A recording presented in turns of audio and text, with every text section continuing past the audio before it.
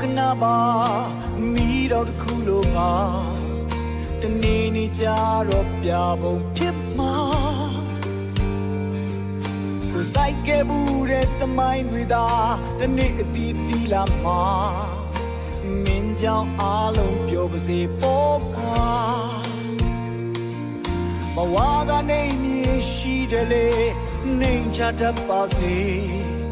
ဘတော်မှမရှုံးဘူးကွာဒီလေးရှာတနေ့နေ့မင်းကြောင့်ပြောချိန်မှာလူတွေဝမ်းမြောက်ရစေပါ